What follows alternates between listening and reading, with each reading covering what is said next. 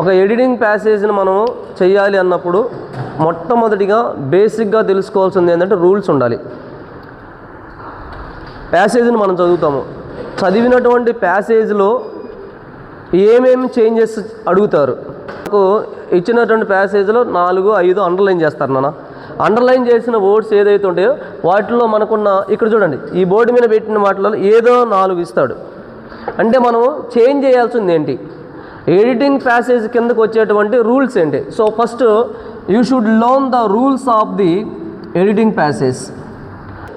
Identify the subject. మొట్టమొదటిగా మనకు ఇచ్చినటువంటి ప్యాసేజ్ను అసలు మీరు ఏం చేయాలంటే అండర్స్టాండ్ ద ప్యాసేజ్. ఎడిటింగ్ ప్యాసేజ్లో రూల్స్ మనం తెలుసుకున్నప్పుడు ముందు మనం అండర్స్టాండ్ అనేది తెలుసుకోవాలి, ముందు అండర్స్టాండ్ చేసుకోవాలి. ప్యాసేజ్ని అండర్స్టాండ్ చేసుకోవడం అనేది తెలుసా, దాంట్లో ఏ సబ్జెక్ట్ ఉంది, ఇచ్చినటువంటి సబ్జెక్ట్ ఏంటిది అనేది చూసుకోవాలి. అంటే సబ్జెక్ట్ అంటే మనకేంటిది నౌను. సబ్జెక్ట్ ప్రజెంట్లో సింగులర్లో ఉందా, ఫ్లూరల్లో ఉందా, ఫస్ట్ పర్సనా, ఏంటిది సబ్జెక్టు ఫస్ట్ పర్సనా, సెకండ్ పర్సనా, థర్డ్ పర్సన్లో ఉన్నాడో చూసుకోవాలి. ఫస్ట్ పర్సన్లో ఎవరెవరు ఉంటారు సబ్జెక్టులు అంటే ఐ, వి. తర్వాత సెకండ్ పర్సన్లో ఎవరు ఉంటారు, యూ ఉంటారు. థర్డ్ పర్సన్లో ఏముంటుంది, హీ, షీ, ఇట్, దీనికి దే. అంటే ఇచ్చినటువంటి ప్యాసేజ్లో ఉన్న సబ్జెక్టు ఏ ఫామ్లో ఉంది బేసిక్గా నేర్చుకోవాలి, చూడాలి, తెలుసుకోవాలి. ఐడెంటిఫై ద సబ్జెక్ట్ అనేది ఫస్ట్ పాయింట్. తర్వాత రెండోది తెలుసుకున్నావా, agreement of the subject verb. ఇది చాలా ఇంపార్టెంట్. రెండో పాయింట్గా మనం ఏం తీసుకోవాలంటే సబ్జెక్ట్ వెర్బ్ అగ్రిమెంట్ అనేది కావాలి. సబ్జెక్ట్ వెర్బ్ అగ్రిమెంట్ అంటే సపోజ్ యమున ఉంది, యమున ఉన్నాడు అన్నాను అనుకో, ఏమంటారు తెలుసా, ఇతనికి ఇంగ్లీష్ రాదేమో అనుకుంటారు. రాజు ఉంది, రాజును ఉంది అని పెట్టి యమునను ఉన్నాడు అంటే అక్కడ ఏం పోయింది తెలుసా, ఈ రెండు మిస్ అయిపోయినాయి. ఏం మిస్ అయింది, సబ్జెక్టుకు అడగాల్సినటువంటి వెర్బ్ లేదు అక్కడ. అప్పుడు సబ్జెక్ట్ వెర్బ్ అగ్రిమెంట్ అంటే ఏమంటే యమున ఉంది, రాజు ఉన్నాడు, అవునా తెలుగులో. అదేవిధంగా మనకు ఈ పాయింట్ ఆఫ్ వ్యూలో కూడా ఇచ్చినటువంటి ప్యాసేజ్లో సబ్జెక్టు గురించి తెలుసుకున్న తర్వాత అగ్రిమెంట్ ఏంటి అంటే సబ్జెక్ట్ అనేది సబ్జెక్ట్ ప్లస్ వెర్బ్ అగ్రిమెంట్ చాలా అవసరం. అంటే సపోజ్ సబ్జెక్ట్ అనేది సింగులర్లో ఉందనుకోండి, సింగులర్ వెర్బ్ అనేది దేంట్లో ఉండాలా, సింగులర్లోనే ఉండాలి. సింగులర్ సబ్జెక్ట్స్ ఏమిటి, హీ, షీ, ఇట్, అంతే కదా. ఈ షీ, ఇట్ అనేవి సింగులర్లో ఉన్నాయి. వీటికి సింగులర్ వెర్బ్స్ ఏం తీసుకున్నాము, he goes, she comes, it place. అంటే ఉన్న వెర్బ్కు ఈఎస్ చేర్చడం వల్ల ఇవి కూడా ఏ ఫార్మేషన్లోకి వచ్చినాయి, సింగులర్ ఫార్ములాకి వచ్చినాయి. అంటే సింగులర్ సబ్జెక్ట్ కాబట్టి సింగులర్ వెర్బ్. అదే సబ్జెక్ట్ అనేది ఫ్లూరల్లో ఉందనుకోండి, ఫ్లూరల్ వెర్బ్ కూడా ఎందులో ఉండాలా, ఫ్లూరల్లో ఉండాలి, ఫ్లూరల్. అంటే దీన్నే ఏమంటామంటే సబ్జెక్ట్ వెర్బ్ అగ్రిమెంట్. మొదటిగా సబ్జెక్ట్ ఏందో ఐడెంటిఫై చేసుకోవాలి, రెండవది సబ్జెక్టుకు తగినటువంటి వెర్బ్ను మనం తీసుకోవాలి. మీకు ఒక ప్యాసేజ్ మనం చదువుతున్నప్పుడు ఎక్కడోసారి వెర్బ్ అనేది ఫార్మేషన్ V1లోనో V2లోనో ఉంటుంది, అవునా. ఆ ఇచ్చిన వెర్బ్ సింగులర్లో ఉందా ఫ్లూరల్లో ఉందా చూసుకుందాం. ఓకే, ఇది రెండో పాయింట్. నెక్స్ట్ థర్డ్ వన్ ఏంటంటే వెర్బ్ ఫామ్స్. థర్డ్ కాన్సెప్ట్ వచ్చేసి వెర్బ్ ఫామ్స్. అంటే మనకి ఇచ్చినటువంటి ప్యాసేజ్ ఏదైతే ఉందో ఆ ప్యాసేజ్ మనం చూస్తున్నప్పుడు దాంట్లో ఉన్నటువంటి సబ్జెక్టు వెర్బ్ ఆబ్జెక్ట్ అని చెప్పాను కదా, ఈ వెర్బ్ని తీసుకొని ఈ వెర్బ్ ఫాము V1లో ఉందా, V2లో ఉందా, V3లో ఉందా, V4లో ఉందా, V5లో ఏమైనా ఉందా అనేది మనం చూసుకోవాలి. సార్ ఏంటి ఇవన్నీ అంటారేమో, ఇక్కడ చూడు, go, vent, gone, going, goes, to go, ఇది V6.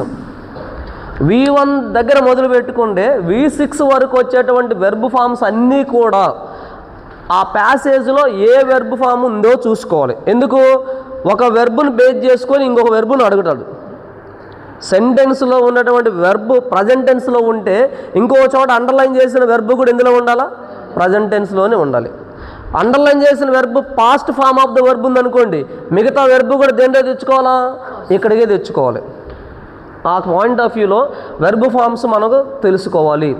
సబ్జెక్ట్ తెలుసుకోవాలి, సబ్జెక్ట్ వెర్బ్ అగ్రిమెంట్ తీసుకోవాలి, తర్వాత వెర్బ్ ఫామ్స్ తీసుకోవాలి. నెక్స్ట్ కాన్సెప్ట్ 4th వన్కి వెళ్తే హెల్పింగ్ వెర్బ్స్ ఏమేంటి? హెల్పింగ్ వెర్బ్స్ అనేవి మనకు ప్రైమరీ ఉన్నాయి. ప్రైమరీ హెల్పింగ్ వెర్బ్స్ అనేది ఒక కాన్సెప్ట్ ఉంది.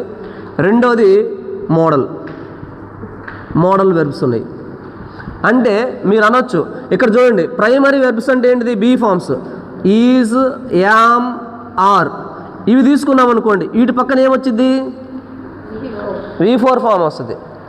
ఈజ్, యామ్, ఆర్ లేదా పాస్ట్లో ఉన్నటువంటి వాజ్ కానీ వర్ కానీ వచ్చినాయి అంటే V4 form of the verb రావాలి. అదే హ్యావ్ ఆర్ హ్యాస్, హ్యాడ్ ఇవి ఉన్నాయి అనుకోండి, వీటితో పాటు ఏం తెచ్చుకుందాము? V3 ఫామ్ తెచ్చుకోవాలి. Have been or has been అని ఉన్నాయనుకోండి, దీంతో ఏం రావాలి? V4 ఫామ్ రావాలి. అర్థదా? అంటే మనకు వాడు ఇచ్చినటువంటి ప్యాసేజ్లో దాని దగ్గర బీ ఫామ్స్ ఏమైనా ఉన్నాయని చూసుకోవాలి, లేదా మోడల్ వెర్బ్స్ ఏమైనా ఉన్నాయని చూసుకోవాలి. మోడల్ వెర్బ్స్ అంటే ఏం చెప్పాను? Can, could, will, would, shall, should, will, would, can, could, may, might, must, ought to, need to, dare to, use to ఉన్నాయి కదా, అవన్నీ మోడల్ వెర్బ్స్ కిందకి వస్తాయి. ఆ మోడల్ వెర్బ్స్తో పాటు రావాల్సినటువంటి base form of the verb or root verb ఏదైతే ఉందో దాన్ని మనం గుర్తుపెట్టుకోండి. 100% గుర్తుపెట్టుకోవాల్సింది ఏంటంటే, రూట్ వర్డ్ అనేది తీసుకున్నప్పుడు అది V1 ఫామ్ అయ్యే ఉండాలి. మోడల్ వెర్బ్స్తో వచ్చేటువంటి వెర్బ్ ఫామ్ ఏంది? ఇది కూడా మీరు గమనించుకోవాలి. ఏది? ఎడిటింగ్ ప్యాసేజ్లో. Next moving on to the 6th point. 6th పాయింట్కి వెళ్తే మనం ఇప్పుడు టెన్సెస్ కూడా చాలా అవసరం. అంటే ఇచ్చినటువంటి ప్యాసేజ్ ఏదైతే ఉందో ఆ given passage A టెన్స్లో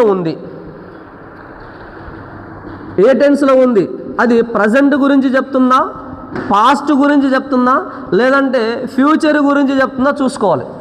weather it is talking about present time, whether it is talking about past time, or it is talking about future time అనేది చూడాలి. మనకు 3 టెన్సెస్ ఉన్నాయని చెప్పాను. 3 టెన్సెస్ యొక్క రూల్స్ అండ్ రెగ్యులేషన్స్ కూడా మీకు వచ్చి ఉన్నాయి అనుకుంటాను.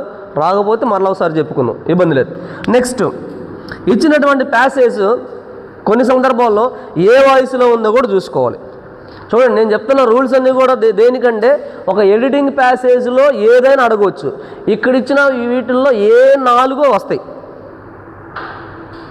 ఇక్కడ ఉన్న వాటిల్లో నుంచే ఒక 4 తీసుకొని వాటిని చేంజ్ చేయమంటాడు. అందుకని వాయిస్ తీసుకుంటే మనకు ఆల్రెడీ చెప్పుకున్నాం కదా, ఏవి నుంచి పీవీలోనికి చేంజ్ చేస్తాం. యాక్టివ్ వాయిస్లో నుంచి ప్యాసివ్ వాయిస్లోనికి చేంజ్ చేయడం. ఏమేమి చేంజ్ చేయడం నేర్చుకున్నాము? స్టేట్మెంట్స్ని ఎలా చేంజ్ చేయాలో తెలుసుకున్నాం. ఇంపరేటివ్ సెంటెన్సెస్ ఎలా చేంజ్ చేయాలో తెలుసుకున్నాం. ఇంట్రాగేటివ్ను ఎలా చేంజ్ చేయాలో తెలుసుకున్నాం. అవునా కదా? సో అవన్నిటిని చూసుకోండి. ఇచ్చిన స్టేట్మెంట్ యాక్టివ్ వాయిస్లో ఉందా, ప్యాసివ్ వాయిస్లో ఉందా తెలుసుకోండి. నెక్స్ట్ స్పీచ్ దగ్గరికి వెళ్తే ఇది డిఎస్లో ఉందా, దీన్ని దేంట్లో మార్చుకోవాలా? ఐడిఎస్లోనికి చేంజ్ చేసుకోవాలి. ఇక్కడ చూడండి, స్పీచ్ లేదా వాయిస్లోనికి చేంజ్ చేసుకోవాలంటే దీనికి బేసిక్ ఏమై ఉండాలా? టెన్స్ రావాలి. టెన్స్ వచ్చినాయంటే ఆటోమేటిక్గా వాయిస్ను స్పీచ్ను ఈజీగా చేంజ్ చేసుకోవచ్చు. ఓకే, నెక్స్ట్ ఇక్కడికి వద్దాం. ఇంకొకటి ఏంటంటే right form of the word. ఈ right forms of the words ఏంటంటే మీకు ఒక మాట చెప్పనా, ఒక చిన్న వర్డ్ చెప్తా చూడండి. సపోజ్ బ్యూటీ అనే పదం ఇచ్చాడు అనుకోండి, బ్యూటీ అనే పదం ఉంది. దీనికి రైట్ ఫార్మ్స్ ఏమేమి ఉంటాయి చెప్పండి. బ్యూటీ అనేదానికి బ్యూటిఫుల్ ఒకటి ఉంటుంది. ఏమా బ్యూటిఫుల్లీ ఉందా? ఈ బ్యూటిఫుల్ అనే పదము, బ్యూటిఫుల్లీ అనే పదము ఉన్నాయి కదా, వాటిని ఏమని పిలుస్తామంటే right forms of the word. She is a beauty girl అని ఇచ్చాడు అనుకోండి, వాడు అండర్లైన్ చేశాడు అక్కడ. దేన్ని అండర్లైన్ చేశాడు ఇక్కడ? బ్యూటీ అనేదాన్ని అండర్లైన్ చేశాడు. దీన్ని మనం ఎడిటింగ్ చేయమన్నాడు. ఎడిటింగ్ చేయమన్నప్పుడు దీనికి ఇక్కడ తీసుకున్న వాటిల్లో దేని గురించి మాట్లాడాడు? Right form of the word గురించి మాట్లాడాడు. Right form of the word అని బ్యూటీకి రైట్ ఫామ్ ఆఫ్ ఏంది ఇక్కడ? బ్యూటిఫుల్లా బ్యూటిఫుల్లీనా? ఇక్కడ చూడండి, she is a beautiful girl, she is a beautifully girl, అవునా? కాబట్టి ఇక్కడ బ్యూటిఫుల్ అనేది యాడ్జెక్టివ్ వచ్చింది. కాబట్టి దీనికి right form of the word ఏదంటే బ్యూటిఫుల్ అనేది వస్తుంది. అట్లాగా right form of the words కూడా అడుగుతాడు. నెక్స్ట్ 10th వన్ వచ్చేసరికి suitable forms of the verb. Suitable forms of the verb అంటే ఏం లేదు, మనకి ఆల్రెడీ మనం గతంలో చెప్పుకున్నాం పైన. అంటే ఇవి సూటబుల్ ఫార్మ్స్ అంటే ఏంటిది నాన్న? సూటబుల్ ఫార్మ్స్ అంటే ఏంటిది? V1, V2, V3, V4. Suppose ఇక్కడ చూడండి, ఐ యామ్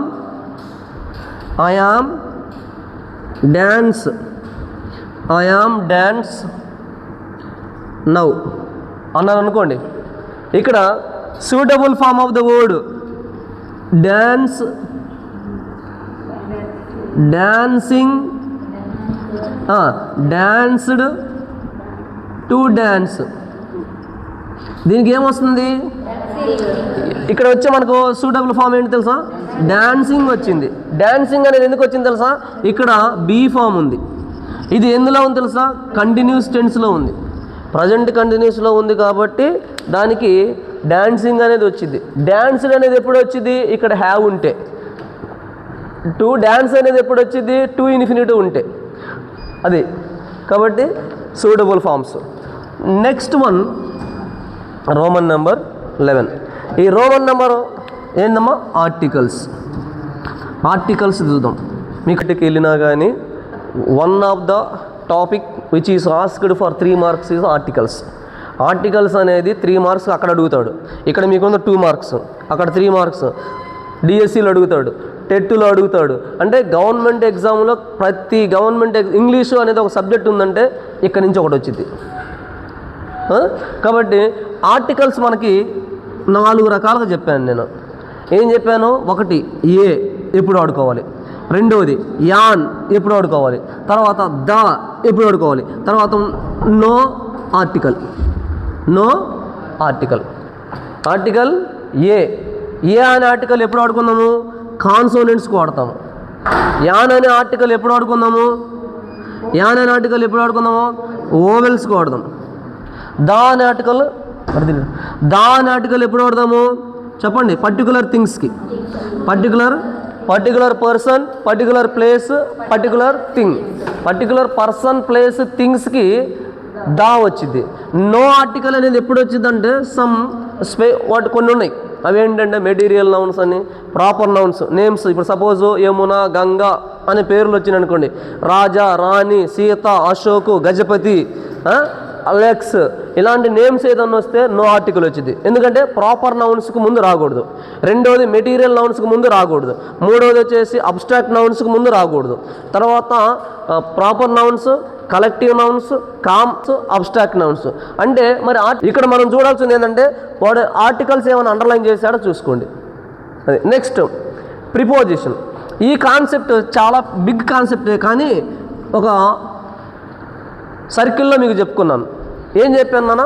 ఈ సర్కిల్ మనకేం చూపిస్తుందంటే, లోపల ఉంటే మనం ఇన్ అని చెప్పుకున్నాము, బయట ఉంటే అవుట్ అని చెప్పుకున్నాము, దగ్గర ఉంటే నియర్ అని చెప్పాను. ఇటు నుంచి ఈ చివరికి వెళ్ళిపోతుంటే త్రూ అని చెప్పుకున్నాను, అవునా? పైన ఉంటే ఆన్, పై దానికంటే ఇంకా కొంచెం పై స్థాయిలో ఉంటే అబోవ్ అని చెప్పాను. పైన ఇంకా ఆకాశంలో కానీ ఉంటే ఓవర్ అని చెప్పుకున్నాం. కింద బిలో, ఏందన్నా బిలో. తర్వాత బినీత్, చివర అడుగున ఉంటే అండర్. ఇట్లా వెళ్తున్నాడు అనుకో, దీనే ఇట్లాగా ప్రిపోజిషన్స్ కూడా కొన్ని ఉన్నాయి. వీటితో పాటు ప్రేజ్ ప్రిపోజిషన్స్ అని కొన్ని ఉంటాయి. ప్రేజ్ ప్రిపోజిషన్స్ ఉన్నాయి, కాంపౌండ్ ప్రిపోజిషన్స్ ఉన్నాయి. తర్వాత some particular words should be used with prepositions. ఆ టాపిక్ కూడా నేను నెక్స్ట్ క్లాస్లో మీకు మాట్లాడతాను దాని గురించి. ఏంటిది? వెర్బ్ ఫామ్స్కి సూటబుల్ ప్రిపోజిషన్స్ ఏం వాడాలి. కొన్ని నౌన్స్ ఉన్నాయి, ఆ నౌన్స్కి మనం ఆ పర్టికులర్ ప్రిపోజిషన్సే వాడాలి. సపోజ్ సఫరింగ్ వచ్చిందనుకోండి, సఫరింగ్ వచ్చిందంటే ఏం వాడతాం? ఎఫ్రైడ్ వస్తే ఏం వస్తాం? ఫాండ్ వచ్చిందనుకో ఏం వాడతాం? Fond of. Afraid of. Suffering from, suffering from. అట్లాగా ప్రిపోజిషన్స్ కూడా మనం నేర్చుకోవాలి. నెక్స్ట్ నౌన్ దగ్గరికి వెళ్దాం. ఇంకొక టాపిక్ ఏంటంటే చూడండి, ఇక్కడ noun suitable forms of the వర్డ్స్లో నేర్చుకోవాల్సినటువంటి ఇంకొక పాయింట్ ఏంటంటే మనకి నౌన్. నౌన్ అంటే ఏంది? What is noun? ఏమా నేమ్. దీన్ని నేమింగ్ వర్డ్ అన్నాను. Naming word. నేమింగ్ వర్డ్ అంటే name of a person, place, thing. వీటిని నౌన్ అన్నానని చెప్పాను, అవునా? అయితే ఈ నౌన్కి ఏముంది తెలుసా? నంబర్ ఉంటుంది. Noun has a number. Number అంటే ఏందో అనుకోమాకండి. నౌన్కి నంబర్ అంటే సింగులర్, ప్లూరల్. ఇది నంబర్ ఉందా లేదా? Boy boys, girl girls, books. కాబట్టి మనం నౌన్ గురించి కూడా చూసుకోవాలి. తర్వాత నౌన్ హ్యాస్ జెండర్ ఉంది. మెయిల్ జెండర్ ఉంది, ఫెమినైన్ జెండర్ ఉంది, కామన్ జెండర్ ఉంది, న్యూటర్ జెండర్ ఉంది. ఇది ఏ జెండర్లో ఉందో చూసుకోవాలి. తర్వాత దీనికి కేస్ అనేది కూడా ఉంది ఒకటి. కేస్ అంటే మీకు తెలుగులో విభక్తులు అని ఉంది కదా, ప్రథమ విభక్తి, ద్వితీయ విభక్తి, తృతీయ విభక్తి అని ఉన్నాయి కదా. అలాగే మనకి ఇక్కడ కూడా nominative case, accusative case, vocative case, dative case, possessive case అని కేసెస్ ఉన్నాయి. వాటిని కూడా మనం చూసుకోవాలి. ఇది అంటే బేసిక్గా ఓవరాల్గా చెప్పుకోవాలనుకుంటే ఇవన్నీ 1 by 1 మన మైండ్లో ఉండాలి. ఎడిటింగ్ ప్యాసేజ్కి వెళ్ళేటప్పుడు మనం చూసుకోవాల్సింది ఏంటంటే ఇక్కడ ఇచ్చినటువంటి రూల్స్లో అతను దేని గురించి అడుగుతున్నాడు అనేది చూసుకోవాలి. Next 14th one pronounce. 14th మనకు కనపడేది అంశం ఏంటంటే ప్రొనౌన్స్ అనేది ప్రొనౌన్స్ తీసుకున్నట్లయితే ప్రొనౌన్స్ చూడండి, దీంట్లో రకాలు ఉన్నాయి. ఏమేమి రకాలు ఉన్నాయి? ప్రొనౌన్స్లో పర్సనల్ ప్రొనౌన్స్ అని ఉన్నాయి, రిలేటివ్ ప్రొనౌన్స్ ఉన్నాయి, ఎంఫాటిక్ ప్రొనౌన్స్ ఉన్నాయి, రిఫ్లెక్సివ్ ప్రొనౌన్స్, డెమోన్స్ట్రేటివ్ ప్రొనౌన్స్ అని ఇట్లా రకరకాల ప్రొనౌన్స్ ఉన్నాయి. ఆ ప్రొనౌన్స్ల కల్లా బేసికల్గా మనకు కావాల్సిన ప్రొనౌన్స్ ఏంటంటే పర్సనల్ ప్రొనౌన్స్ చూసుకుందాం చాలు. పర్సనల్ ప్రొనౌన్స్లో నేర్చుకోండి, ఒక 3-4 చెప్తాను. వాటిలో సబ్జెక్ట్ ప్లేస్లో వచ్చేయంటిది I, we, you, he, she, it, they, ఇవి. తర్వాత ఆబ్జెక్ట్ ప్లేస్లో వచ్చే ప్రొనౌన్స్ ఏంటి?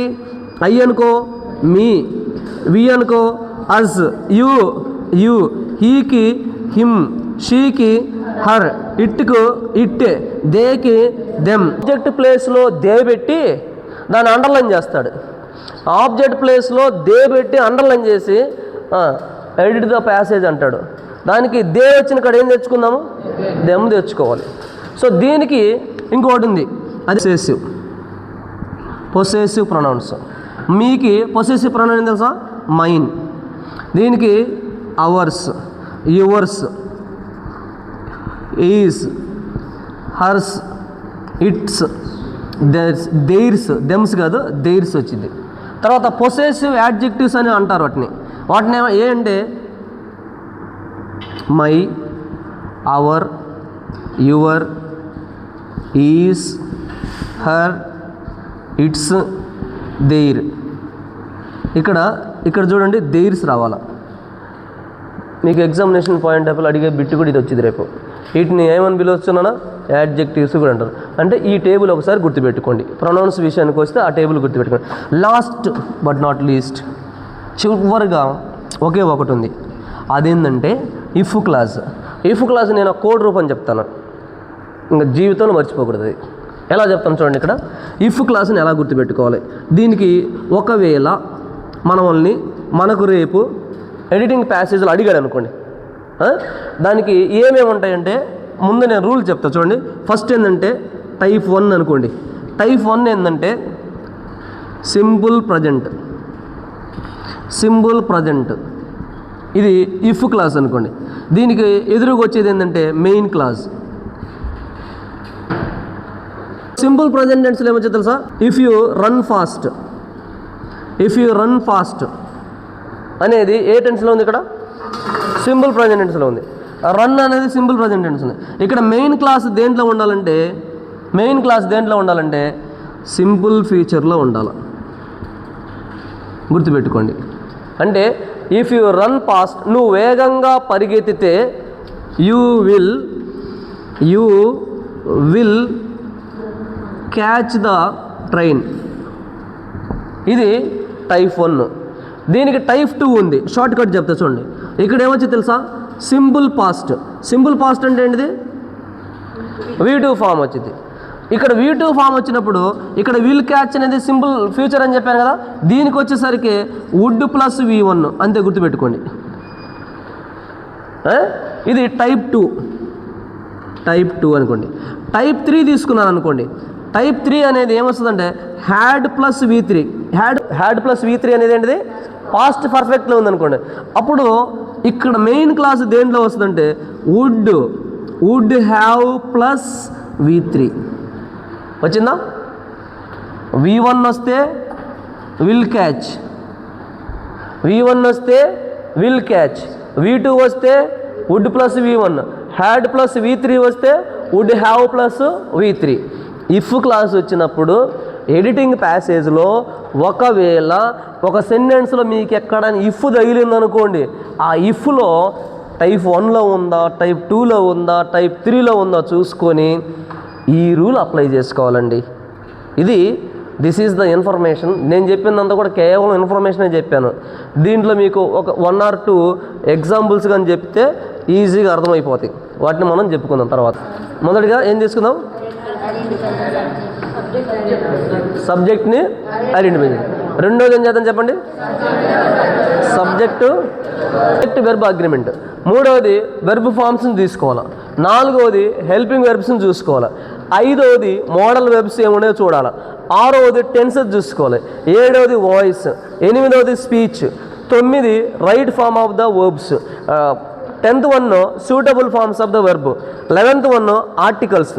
12th one prepositions. 13th one noun అంటే number, gender, case. Then 14th one pronouns ఏంటియో చూడాలి. 15th one if clause. ఇవన్నీ మన మైండ్లో పెట్టుకుంటే ఎగ్జామ్లో అడిగేది ఏమేమి చెప్పినా మనకు యాక్చువల్గా ఎక్కువ సార్లు రిపీట్ అయ్యాయి పదే అడిగే వాటిలలో ఇది ఒకటి వచ్చింది. అటు తీసుకుంటే ఇదిగో అంతే కదా.